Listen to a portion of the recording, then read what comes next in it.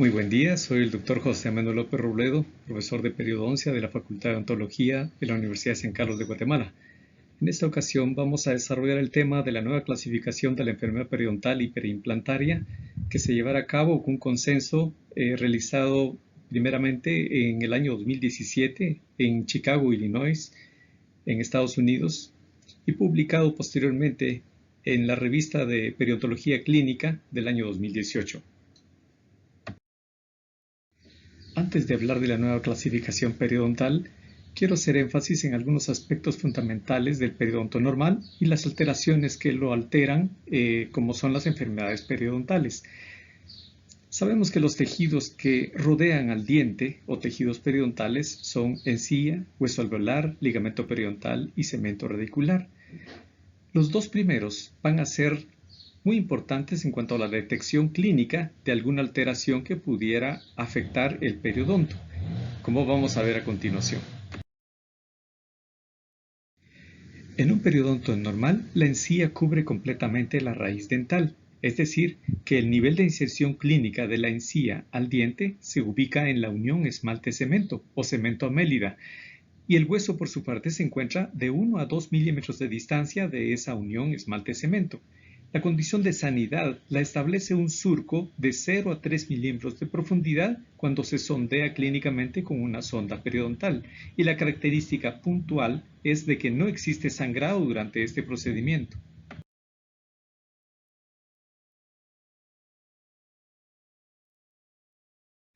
Ahora bien, cuando hablamos de enfermedades periodontales, hacemos referencia a dos entidades especialmente, gingivitis y periodontitis. La gingivitis es un proceso inflamatorio que involucra exclusivamente el tejido blando, encía. Esto se manifiesta especialmente con sangrado. Cuando pasamos una sonda periodontal durante el sondeo, se manifiesta sangrado en más del 10% de piezas presentes. En radiografías se observa todavía integridad de la laminadura y la altura de la cresta sigue estando de 1 a 2 milímetros de la unión esmalte-cemento. La periodontitis, por su parte, su principal diferencia con la gingivitis es que la inflamación ya involucra tejido de soporte dentario, con deterioro o menoscabo, destrucción del tejido de soporte dentario, es decir, del hueso periodontal. Como se observa en radiografías, bueno, se pierde la continuidad de la laminadura, se aprecia que la altura de la cresta ha disminuido a más de 2 milímetros con relación a la unión esmalte-cemento, y entonces esto se combina con una profundidad de bolsa aumentada, es decir, cuando uno introduce la sonda en el surco gingival, mide más de 3 milímetros.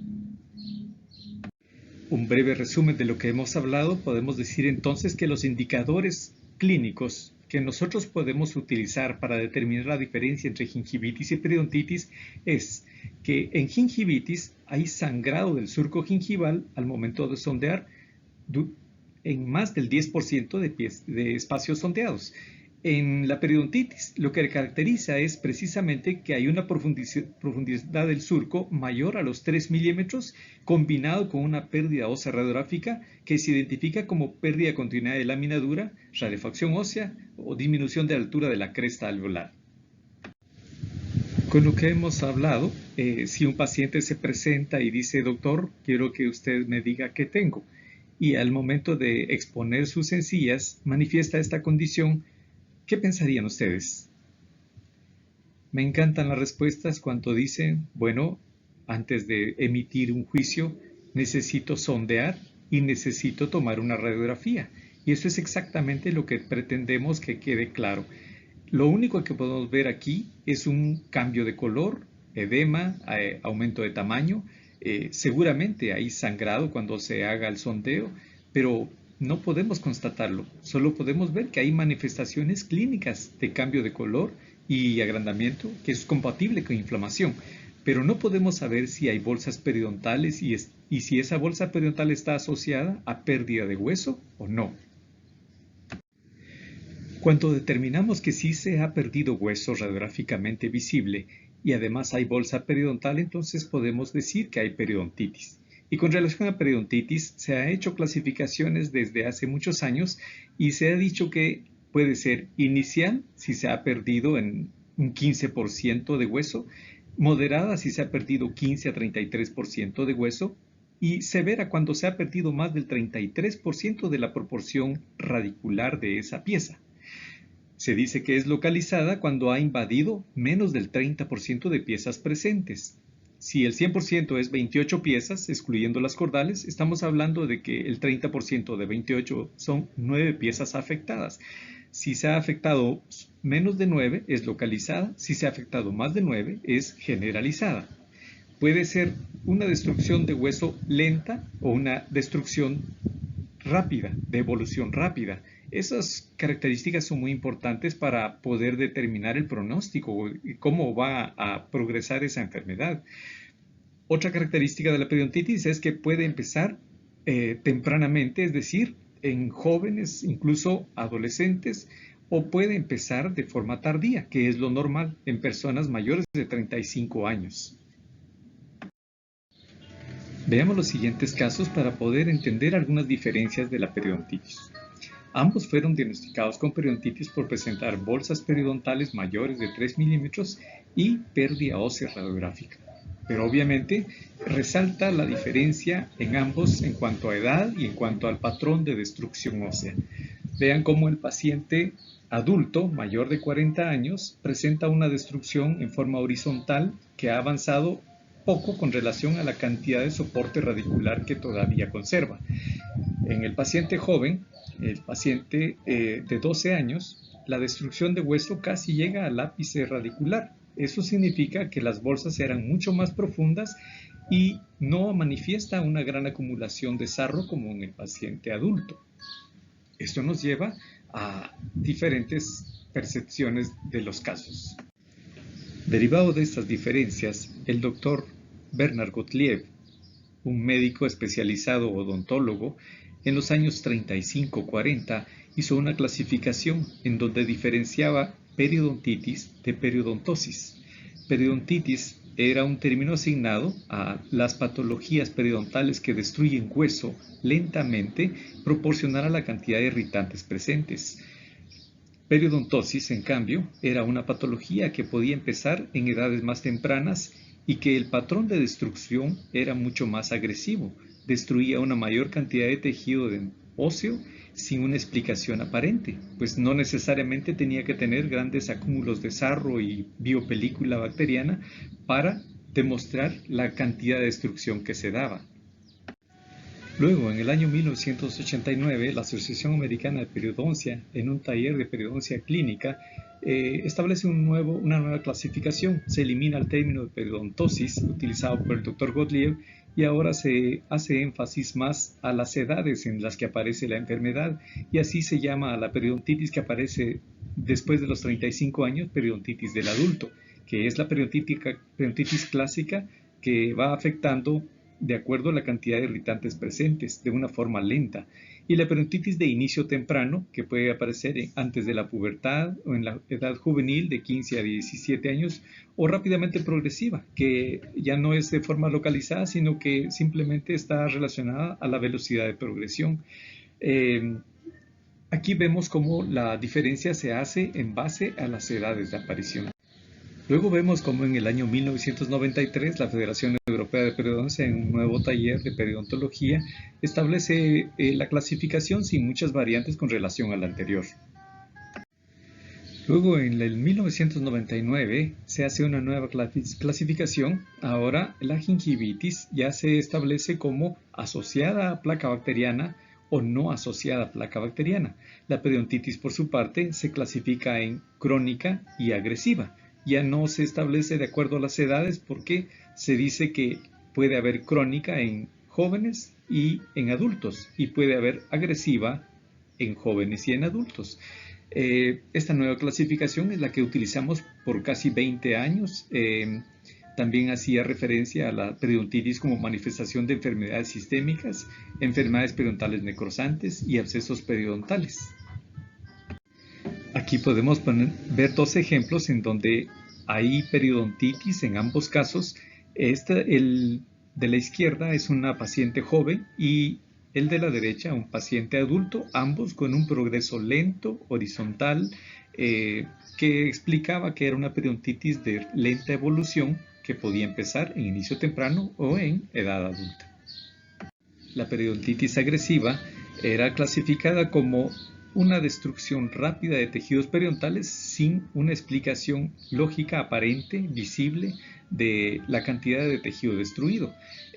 Podía aparecer en jóvenes, niños o en adultos.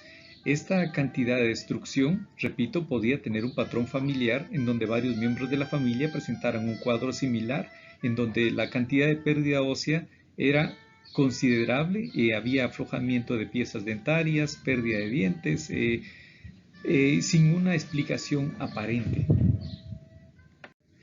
Con lo que hemos visto, me gustaría hacer una breve evaluación. Quiero que, con algunos datos que les voy a dar, ustedes puedan diagnosticar de acuerdo a cómo se ha evaluado en diferentes épocas este caso. Este paciente tiene 65 años, nunca ha utilizado ningún aditamento de limpieza y, a pesar de eso, solo se observa un eritema lineal en su encía marginal. La profundidad de bolsas no superaban los 5 milímetros y la pérdida ósea pues era incipiente, ni siquiera involucraba el primer tercio radicular. Entonces, considerando que tiene abundantes irritantes locales, poca destrucción ósea, ¿cómo clasificaríamos este caso? En la clasificación que hacía el Dr. Gottlieb, podríamos decir que era una periodontitis o una periodontosis. En la clasificación por edades, se puede decir que era una periodontitis del adulto o una periodontitis de inicio temprano.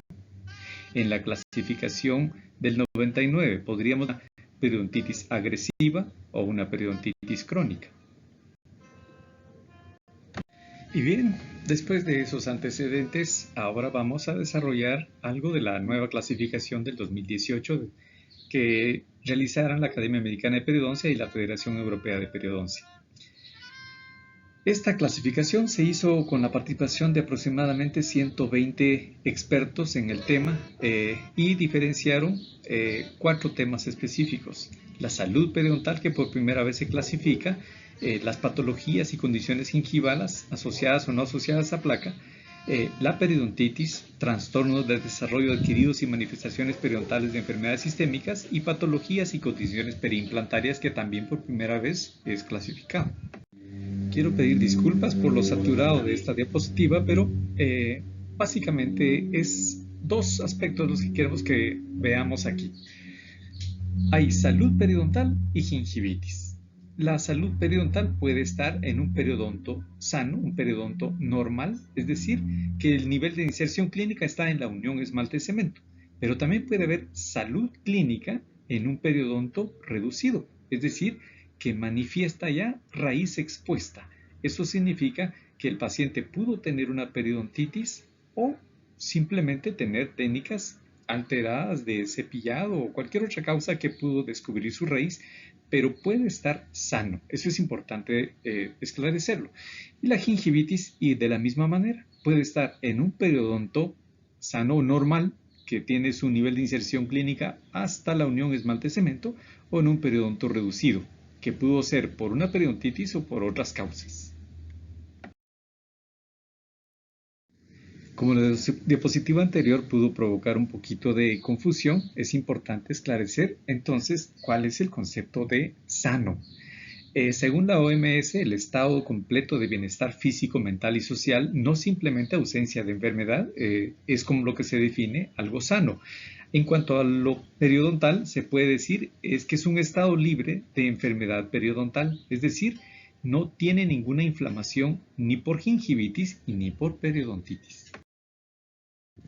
Bajo ese concepto de salud periodontal, la nueva clasificación establece 4 niveles de salud. Salud periodontal prístina, que es un concepto histológico en donde no hay infiltrados inflamatorios a nivel celular, vascular. Eso no se da en humanos, se ha logrado en animales en laboratorio, pero no en humanos. El segundo nivel de salud es una salud clínica bien mantenida en un periodonto estructuralmente sano, es decir, que el nivel de inserción clínica se encuentra en la unión esmalte-cemento. Luego, el tercer nivel puede ser salud periodontal en un periodonto reducido. Significa que tiene áreas expuestas de raíz, es decir, se ha reducido la altura del periodonto, pero está sano. ¿Cómo se establece que está sano? Porque no sangra y no tiene profundidades de surco mayores de 3 milímetros.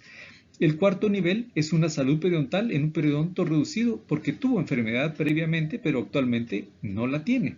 ¿Cómo se detecta que no tiene? Pues no sangra y no tiene surcos mayores de 4 milímetros al sondeo. Esas son las dos variables que se observan. Aquí podríamos exponer los tres últimos niveles de salud. El de arriba es un periodonto sano, normal, con niveles normales de inserción clínica en la unión esmalte-cemento. ¿Cómo se establece que está sano? Las profundidades de surco no son mayores a 3 milímetros y no hay sangrado cuando se sondea. Los de abajo, el del lado izquierdo, tiene un periodonto reducido. Se exponen las raíces de las piezas dentarias, pero no hay bolsas periodontales ni hay sangrado al sondeo.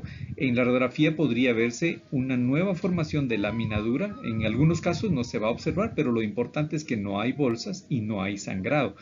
En el lado derecho podemos observar un caso donde ni siquiera tuvo periodontitis, solo fue una mala técnica de cepillado lo que provocó que se descubriera la raíz de las piezas dentarias por una mala técnica. Entonces, esto podría explicar que hay una migración apical del nivel de inserción clínica, dejando al descubierto las superficies radiculares, pero no es un proceso inflamatorio que esté progresando y destruyendo mayor cantidad de tejido óseo por un proceso infeccioso. ¿A qué se le llama periodontitis estable?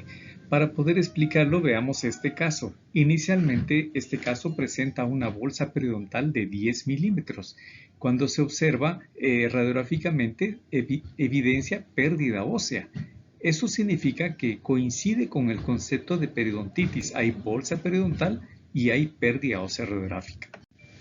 En ausencia de tratamiento, este proceso infeccioso se piensa que puede evolucionar incluso hasta la pérdida de la pieza dentaria comprometida.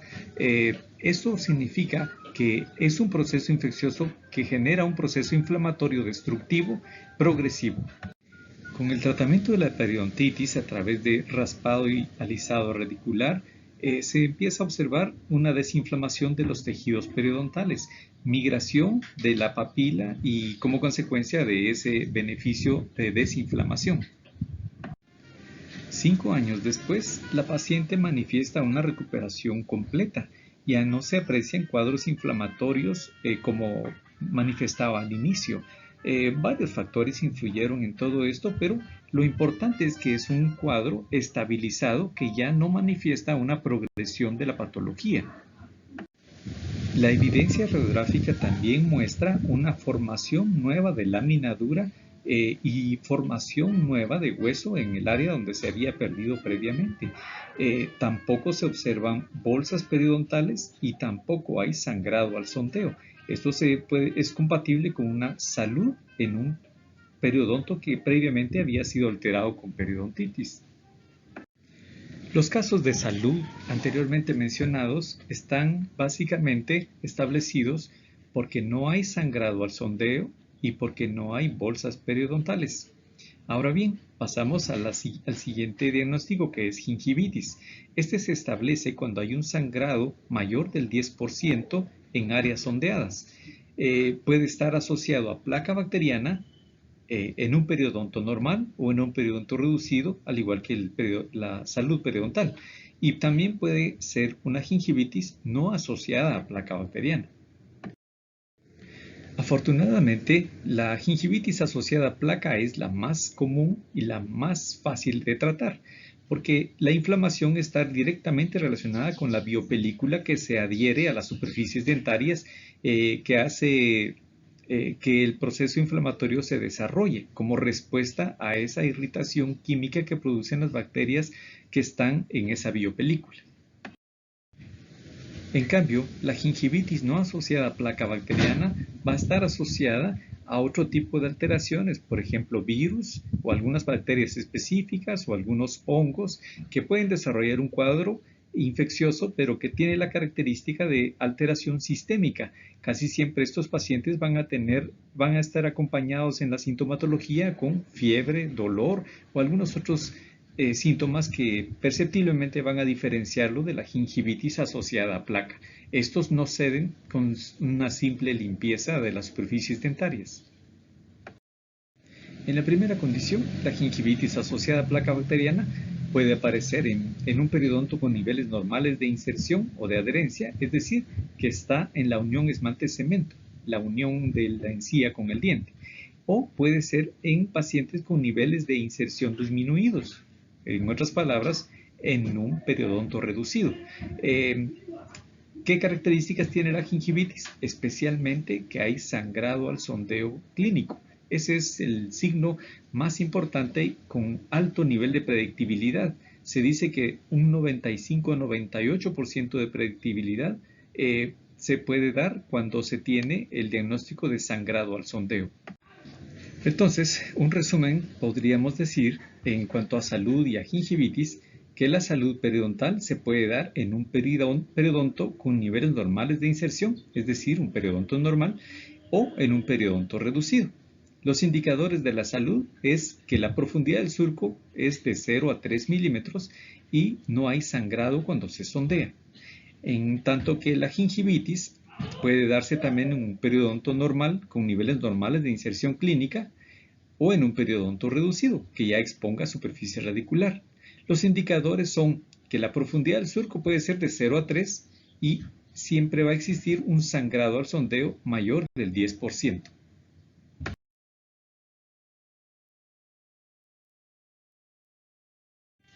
Y bien, llegamos ahora al diagnóstico de periodontitis. Para poder explicar la nueva clasificación, quiero presentar este caso y hacer un resumen de lo que hemos visto. En la clasificación del Dr. Gottlieb, esta sería una periodontosis. En la siguiente clasificación se podría decir que es una periodontitis de inicio temprano, porque el paciente no ha llegado ni siquiera a los 30 años, es un paciente de 23 años.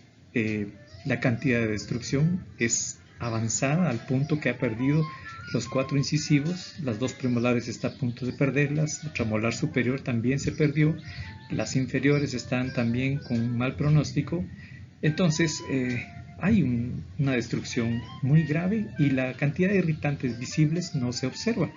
En la siguiente clasificación podría decirse que es una periodontitis agresiva. En la periodontitis, según la clasificación actual, ahora se habla de estadios y grados.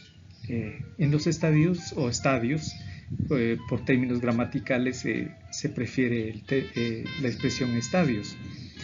Esto está clasificado de 1 a 4, siendo 1 el menos dañino y 4 el más dañino.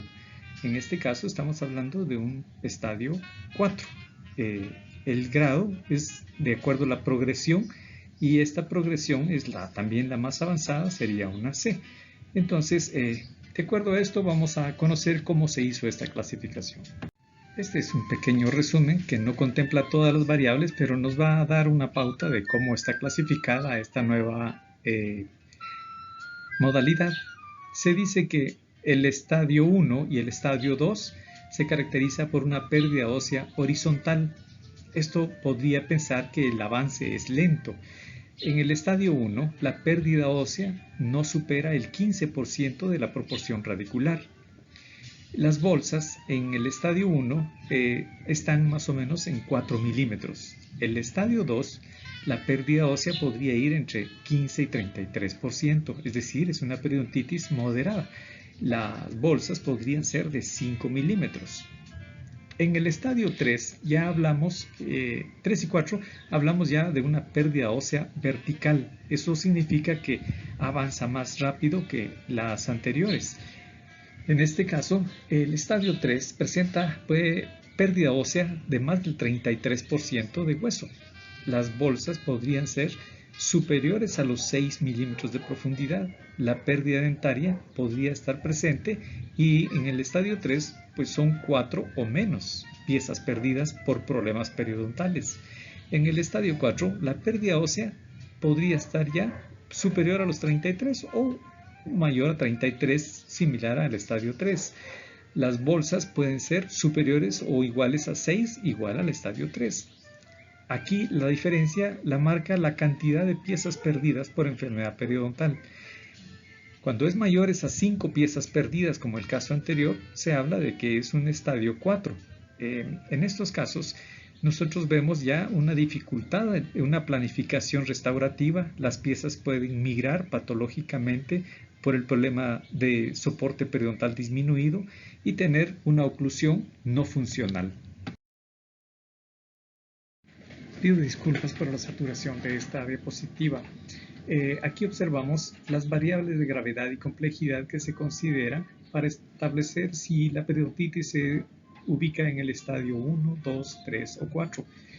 En cuanto al nivel de inserción clínica, se dice cuando se ha perdido de 1 o 2 milímetros de inserción, es decir, que ya no está en la unión esmalte-cemento, sino ha migrado hacia apical 1 o 2 milímetros, dando como resultado una profundidad de bolsa de 4 milímetros. Eso es compatible con un estadio 1 de la enfermedad, es decir, está empezando la enfermedad. Cuando se ha perdido 3 o 4 de inserción clínica, estamos hablando de unas bolsas aproximadamente de 5 milímetros. Estamos hablando de una periodontitis estadio 2, es una periodontitis moderada. Cuando hablamos de que se ha perdido 5 milímetros de inserción clínica, es compatible con una profundidad de sondaje de 6 o más milímetros de profundidad. Eso estaríamos hablando ya de una periodontitis estadio 3 o estadio 4. Esas dos ya son similares. ¿En dónde está la diferencia entre el 3 y el 4?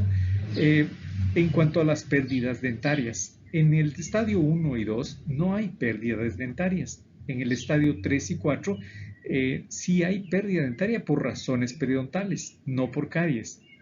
En ese caso, decimos que si se ha perdido de 1 a 4 piezas dentarias, estamos hablando de un estadio 3.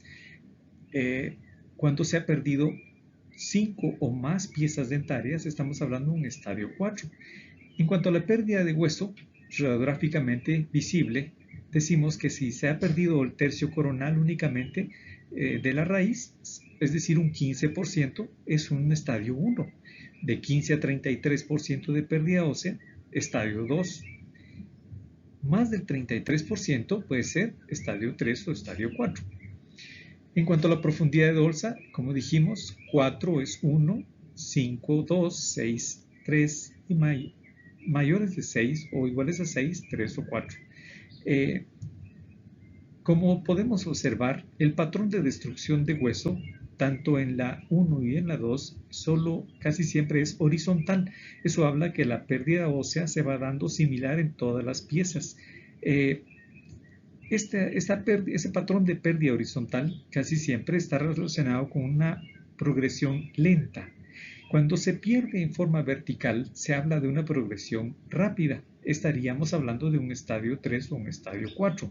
¿Cuál es la diferencia entre estos dos? Bueno, en este caso, además del número de piezas perdidas, hablamos que en el estadio 4 la disfunción masticatoria derivada de ausencia de piezas y de un trauma oclusal secundario, una movilidad dental aumentada en igual o mayor de 2 piezas, un defecto alveolar avanzado, se colapsa la mordida, se pierde la dimensión vertical, se abanican las piezas por una migración dental patológica, incluso pueden presentarse solo 10 piezas superiores contra 10 piezas inferiores haciendo contacto antagonista.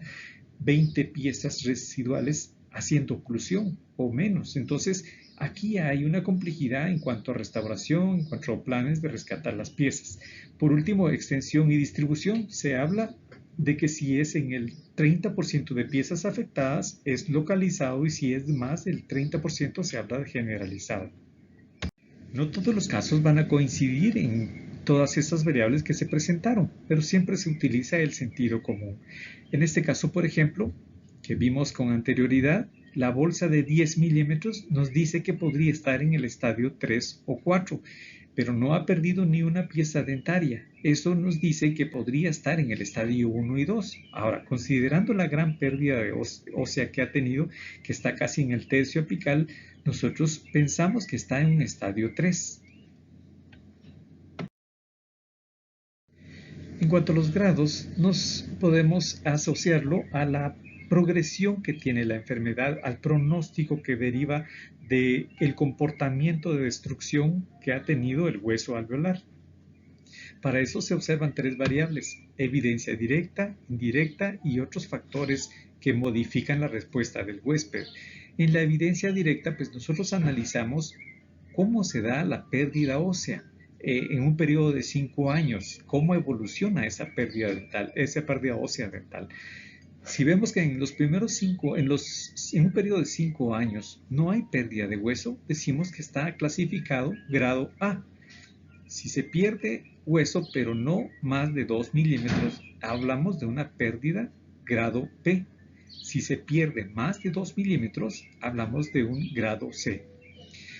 Según el porcentaje de pérdida ósea dividido por edad, podría analizarse de que si el resultado es menor a 0.25, estamos hablando de un grado A.